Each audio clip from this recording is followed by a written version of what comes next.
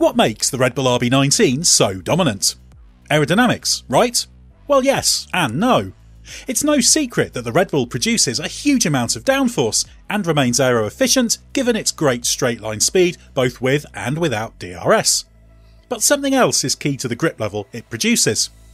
Not convinced? Well, last year in an interview with The Race's Mark Hughes, Red Bull design legend Adrian Newey made the surprising revelation that his focus was the front and rear suspension.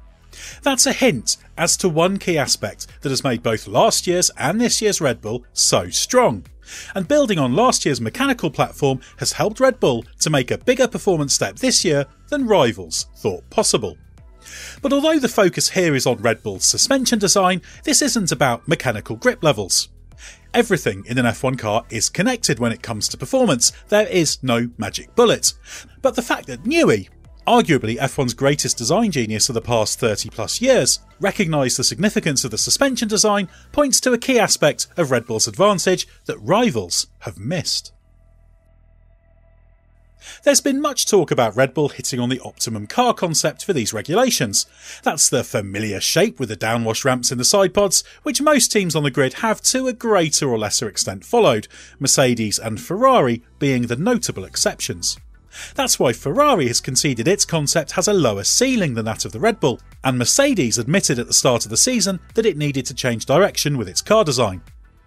In both cases, they thought their different approaches could be developed enough to become Red Bull beaters, but they underestimated the performance potential of the Red Bull. Then we come to Aston Martin. Its car has been, somewhat unfairly, characterised as effectively a copy of the 2022 Red Bull, by Red Bull. But it isn't. As we covered in depth in another video, the Aston Martin is not a straight copy.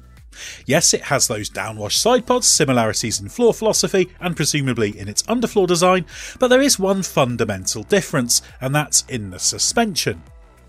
When Red Bull launched last year, it flipped the script on suspension geometry. Instead of pushrod configuration at the front, Newey's design was pullrod. And at the rear, instead of pullrod, it was pushrod. That's carried over into this year. Meanwhile, Aston Martin has the opposite, with pushrod at the front and the Mercedes pullrod configuration at the rear thanks to its technical partnership with the Silver Arrows. Now, this isn't just about how you actuate the rocker in the suspension, pull or push, hence the names pullrod and pushrod, but the whole geometry. There are other, very significant differences to be noted.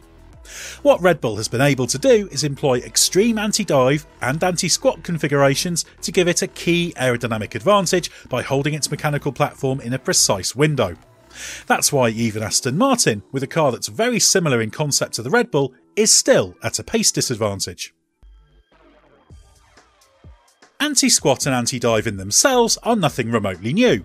They are well understood geometries, and the benefit of such platform control is well known to anyone with even a passing familiarity with car suspension systems. Every F1 team aims to control the platform as precisely as possible. This is because the more consistent the attitude of the car, the better it is for the aerodynamic performance. That's why active suspension was so effective before it was banned at the end of 1993. It's also why complex hydraulic systems later proliferated in F1 as teams found other ways to control the platform for aero gain. But the regulations have gradually cracked down on this. For 2022, the suspension regulations were simplified both in terms of the permitted configurations and also the use of hydraulic actuation and inerters. This meant a greater emphasis on good old-fashioned mechanical control of the suspension. Now, Red Bull had good control of the mechanical platform last year and ran with extreme anti-dive front suspension. This anti-dive on the front is achieved by having the front arm of the upper wishbone mounted higher at the chassis inboard mounting points. The rear arm of the upper wishbone is mounted lower. The angle between the two wishbone arms dictates the level of anti-dive, the more the better. Effectively, this provides greater resistance when the weight shifts forward under braking. That's been retained this year, but where there has been a significant change is in the rear suspension. Last year, the rear leg of the top wishbone of the Red Bull rear suspension was mounted to the top of the gearbox. But for 2023, this was moved to be mounted on an additional structure that sits on top of the gearbox.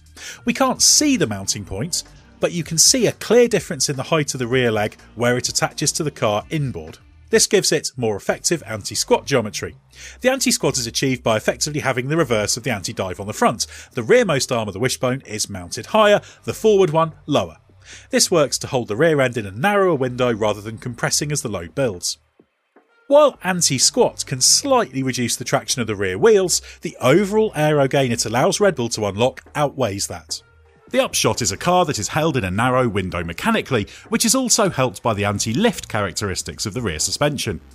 If you run the car lower, that means you work the ground effect underfloor harder and generate more downforce. And this is an exponential effect because when you get the Venturi throat close to the ground, you get a significant reduction in the pressure. Just look at how much the Red Bull sparks compared to its rivals to see how low it's running. Others, by comparison, running that low would start hitting the ground and get into porpoising troubles. Red Bull's anti-squat prevents it from falling into the same trap. This configuration also has the advantage of helping the effectiveness of the DRS. As we explained in a previous video, the Red Bull has something of a triple DRS effect. It already has an aero-efficient car, but the DRS activation also stalls the beam wing and reduces a little of the drag from the floor. The trick isn't just the visible geometry, but having the suspension internals working to ensure you can control it.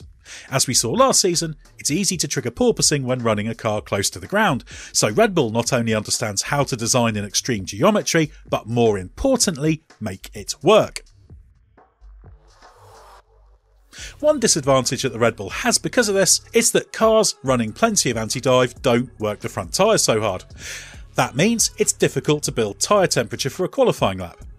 This explains why Red Bull's advantage is just under a couple of tenths in qualifying on average, but around the 7 to 8 tenths mark in race trim. Once the front tyre temperature is built and in steady state running, the front grip is there. We also had another clue of a negative effect in Melbourne. There, Sergio Perez had trouble locking the front brakes, and even Max Verstappen locked up and briefly went off on his way to victory in the race. Why? Because anti-dive front suspension reduces brake pedal feel and sensitivity. As always, nothing comes for free in F1. So are there any places where this weakness could knock Red Bull off its perch? Well, it's more vulnerable in qualifying, but at most circuits should still have the edge. However, the Monaco Grand Prix could be a challenge, given there are plenty of slower corners where you need strong front grip, and there's a dramatically reduced DRS effect because there's simply not many places you can open it. So it will be difficult to get the front tyres into a good window, especially on such a short, low-speed track. This doesn't mean Red Bull won't be in contention in Monaco, simply that it could offer an opportunity for Ferrari, Mercedes or Aston Martin to outqualify the Red Bulls and control the race, even if the Red Bull is faster in the Grand Prix. But when you design a car, it's to be strongest across the broadest range of circuits, and that's what Red Bull has.